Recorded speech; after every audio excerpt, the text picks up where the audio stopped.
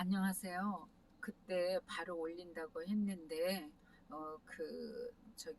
이거, 제가 이것을 혼자 올려서 하는 게 아니라 저는 이게 전혀 몰라요. 어떻게 되는지 얘네들이 해줘야 알고, 촬영, 뭐 이거 휴대폰으로 이런 거나 이 뭐 올리고 이런 걸 전혀 몰라서 그렇게 됐고, 또 이 조카 딸 아들이 고2예요. 또 시험을 앞뒀고 너무나 중요한 시기라.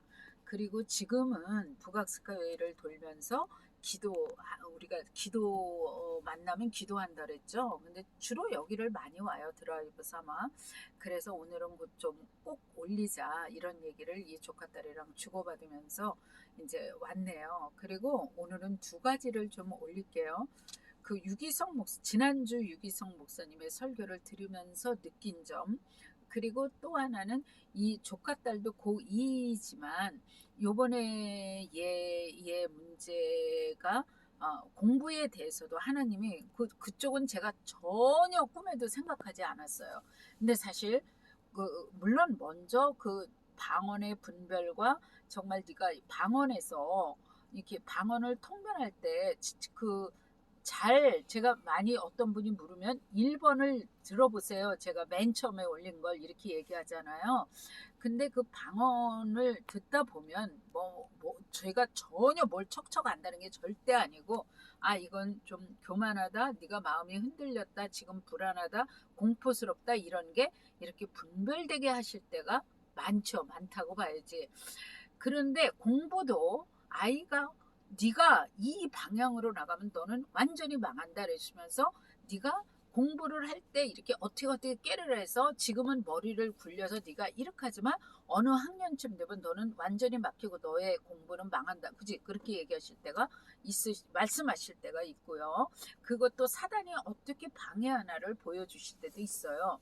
근데 여기까지 오랜 세월 온 걸로는 요 애기들을 제가 다 꼭 아주 애기 때부터 알잖아요. 대학생이 된 애도 있어요. 그래서 걔네들하고 제가 인간적으로 요놈들을 데리고 그 일주일에 한 번씩 그 나눔을 하고 통변을 하고 오랜 세월 왔기 때문에 저랑 인간적인 관계가 다 애들이 형성돼 있고 아주 제 삶의 스토리도 너무 잘 알아요. 그런데 애들하고 초등학교를 들어가기 전, 유치원을 들어가기 전서부터 여태까지 와서 이게 느낀 건 뭐냐면요. 말씀은 하나잖아요. 성경 말씀 66권이 하나고 예수님 한 분이시니까 하나님 아버지를 믿는 그게 같기 때문에요. 다 통해요. 그게 너무 신기하고 희한해요. 다 통해요. 그런 게 있다니까요. 자, 근데 이제 지난주 유기성 목사님 얘기를 한다면 거기서 제가 여러 번 들었어요. 유기성 목사님 설교를 많이 들었으니까 그 어떻게 하면은 그 교회에 오시게 된 거, 부산에서 하시다가 정말 그 교회가 완전히 초빙을 했는데 와보니까 철골 같은 게 막 녹슬어서 막 물이 흘러내리고 막 이런 거 하시면서 기가 막혔는데, 당연히 안 오고 싶으셨겠죠. 부산에서도 그 교회를 정말 다 자리 잡아서 이렇게 하시는데, 근데 그것을 외면하실 수가 없어서 오셔가지고 정말 성도들이 이미 헌금을 엄청나게 했지만 엄청나게 그 헌금을 하고 이제 요새는 코로나가 있기 때문에 가만히 목사님들 설교를 들어보면 이제 그 어려움 속에서도 하나님이 어떻게 하셨다 그런 방향으로 희망을 가지고 하나님을 의지하고 어느 목사님이나 조금 많이 그런 쪽으로 말씀을 하시죠. 제가 기독교 방송에서 많이 듣는 건 아니에요. 전 솔직히 유기성 목사님이나 주승용 목사님 있죠. 저 인천 어느 교회야. 주기철 목사님 조카시라는, 근데 말씀이 좋아서 들어요. 주승용 목사님, 김양재 목사님, 김병삼 목사님, 이게 몇 분, 어떻게 다 들어요. 그렇긴 들어요. 이찬수 목사님이나 분당. 그런 그런데 이제 유기성 목사님 설교를 들으면서 어떤 생각을 했냐 하면, 그래서 그때 추수감사절이 돌아왔는데 도저히 성도들이 더 할 수 있는 그 힘이 아닌데, 그래도 이렇게 그래도 성도들한테 또 해서 했다는 거예요. 그렇게 하시면서 이제 이 어려움 속에서도 감사라니까 어떠고 뭐 이런 내용이었던 것 같아요. 제가 한 번 들었기 때문에. 저도 박보영 목사님이나 임철 목사님 설교도 많이 듣고요. 마가다락방 그 어제 그 생방으로 정말 그걸 듣는데 너무 은혜롭더라고요. 그 어느 젊은 목사님인데 뭐 그렇게 듣고 그러죠. 그런데 저기 유기성 목사님 설교를 들으면서 듣고 나서 저는 하나님 앞에 이런 물음을 가졌어요. 하나님, 유기성 목사님이 절대 의도하진 않았을 거다. 그러면 유기성 목사님은 한국 교회사에 지금 현재는 한 획을 그으셨다. 제 판단은 그래요. 이게 옳은지는 모르지만 유기성 목사님은 절대 그걸 의도하시거나 이럴 인격이 가지신 분이 아니잖아요. 정말로 그 인격적인 면에서 고개를 숙일 수밖에 없는 그 목사님의 저는 참 제가 한번 들은 것 같아요. 오늘의 교회 이재원 목사님도 참 제일 존경하시는 분이라고 제가 분명히 직접 들은 것 같아요. 설교 시간에. 그런데 유기성 목사님은 어느 면에서 이게 나쁜 뜻으로 말하는 게 아니라 그 한국 교회의 어떤 한 획과 모든 걸 다 하나님이 주셨잖아요. 명예? 어떻든 속은 어떤지 모르지만 겉으로 보는 물질과 뭐 그 대형교회 은퇴를 하셔도 그렇고 이렇게 전 세계에 많이 초빙도 받으시잖아요. 물질적인 면에서도 그 속은 그것을 그분이 정말 자기만을 위해서 하실 분이 저는 거의 아니다. 절대 아니다. 뭐 이런 말까지 하고 싶은데 그렇게 하지만 어떻든 모든 걸 다 받으셨다. 저는 그런 마음이 들었어요. 하나님께. 그러면서 본이든 본이 아니든 모든 걸 받으셨다. 그러면 그때 그 그때 헌금한 성도들 간에 성도들이 정말로 지금도 그 헌금 때문에 헌금한 성도들이 그 헌금 때문에 운다는 게 아니라 오랜 세월이 지났으니까요. 지금도 고통 속에 헤매는 사람은 없을까? 지금도 그때의 그 결정을 힘들어하는 사람이 없을까? 뭐 때로는 이런 거 많다는 게 아니라 혹시 있을까? 지금도 병마에 어떤 곤고함에 물질의 어려움에 우는 성도가 없을까? 뭐 이런 생각이 들면서 저는 하나님께 어제 일을 하면서 여쭙는 마음이 되었어요. 여쭙는 마음이 하나님 본이든 아니든 유기성 목사님은 그렇게 하실 분은 아닌 것 같은데 그분은 모든 걸 다 가졌다. 그 교회를 살렸고 하나님의 성전이 살았고 다 살았잖아요. 근데 지금 생각나는 건데 하나님은 한 생명이 선화보다 귀하다 그러셨잖아요. 그 헌금 때문에 너무 힘들고 어렵고 정말로 피를 흘리는 지금에 생각해도 아주 기쁨으로만 기억하는 성도들이 과연 달까라는 여러 가지 생각이 오고 가더라고요.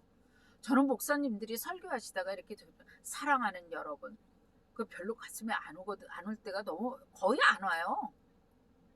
근데 박보영 목사님은 별로 그런 얘기 안 하셔서 내 속으로 그래 다행이다.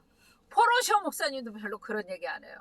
사랑하는 여러분. 저는 그게 속으로 다행이다 싶어. 나는 사랑하는 여러분 할 때 왜 내가 방골 기질이 있나? 저는 별로 가슴에 안 오거든요.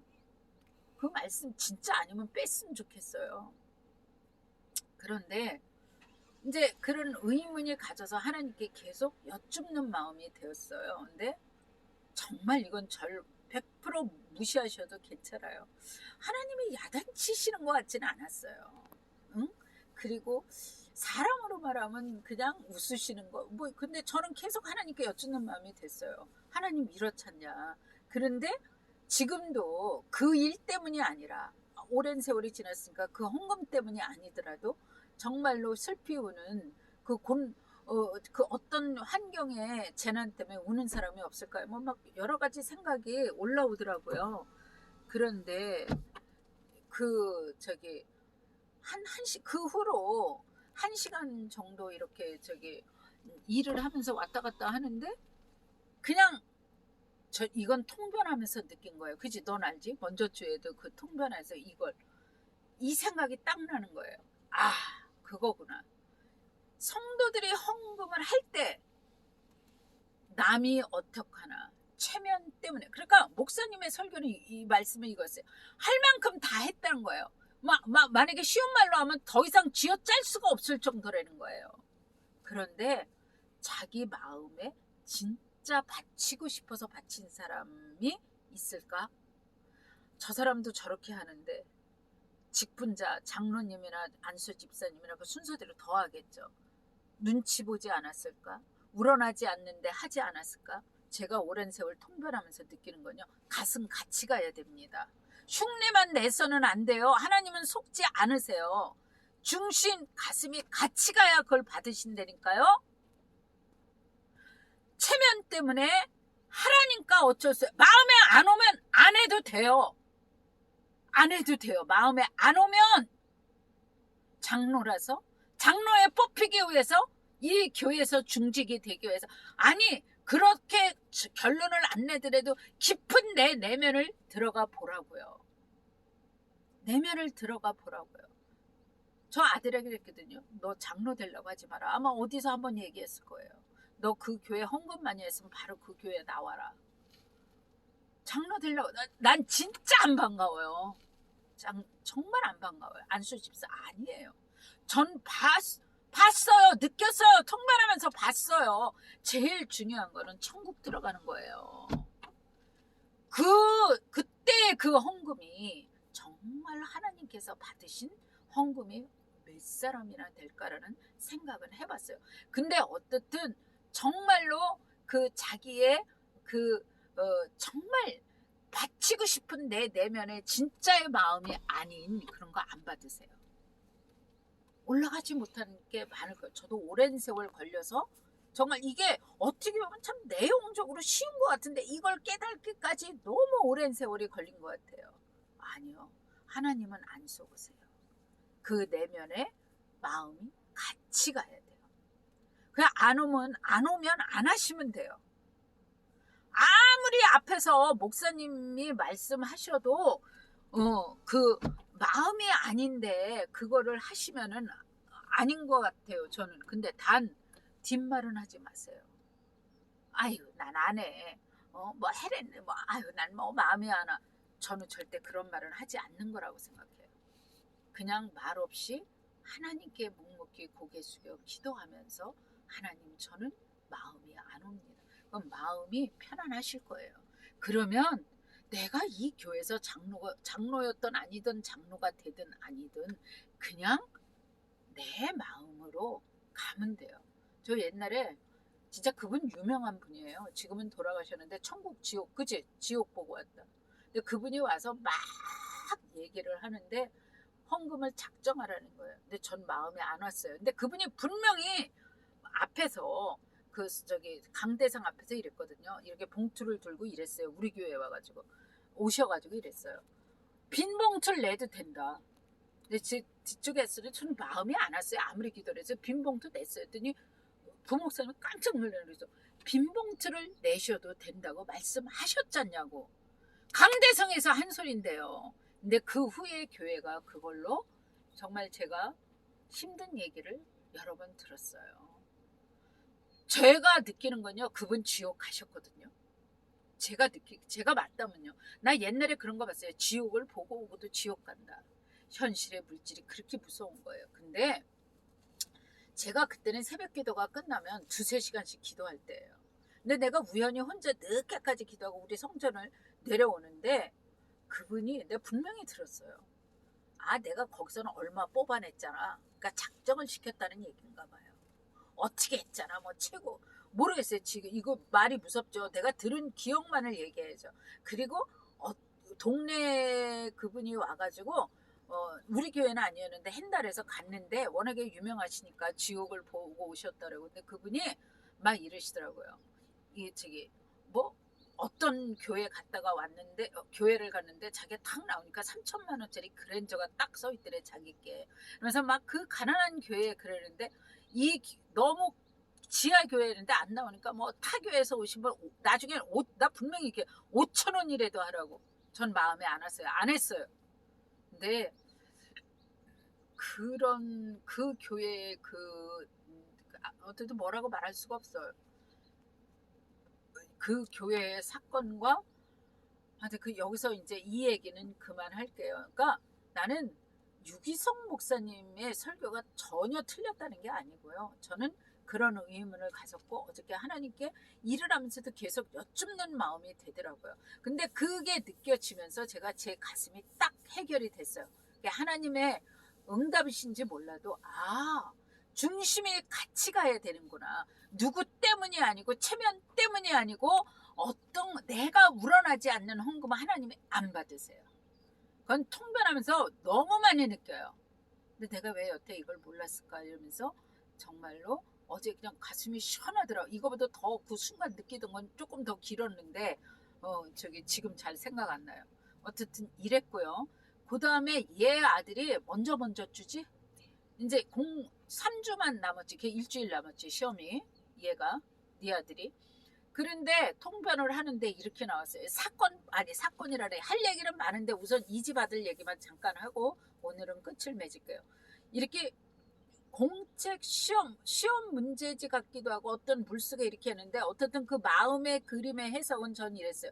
얘 이러면 점수 안 나온다. 들쭉날쭉한다. 이걸 어쩌지? 그랬더니 하나님께서 이러셨어요. 이 공부의 방향을 바꿔라. 근데 제 마음속에 저도 모르게 3주밖에 안 남았는데 이게 바꾼다고 되나? 뭐 이런 생각이 먼저 딱 떠오르더라고요. 근데 하나님은 되신다는 거예요. 근데 뭐냐면 우리가 소름 끼쳤던 게 얘는 과외를 가르치는 애예요. 고3. 얘 압구정동에서 저 고3들 국어, 국사, 뭐 사회 이런 거 가르치던 애고 얘 남편은 얘 이름 얘기할까봐 내가 몸이 단다. 나도 모르게 할 뻔했어. 얘 남편은 서울 공대 전자공학과 그것도 톱 맞잖아. 톱 아니야? 톱이야. 그 대기업 저기는 있어요. 그러니까 수학 가르쳤대요. 가난한 집 아들. 너무너무 찢어지게 가난한 집 아들인데 수학 가르쳤대요. 그러니까 얘네는 현장에 지금 있는 애들이에요. 얘 아들을 둘이 직접 가르쳐요. 그러니까 얼마나 좋은 저기. 근데 얘가 말을 안 듣는 거예요. 이 집 아들이. 근데 내가 얘 저 임신하기 전부터 아니까. 근데 얘가 안 받아들이는 거예요. 얘 자존심. 그래서 내가 으이 새끼야.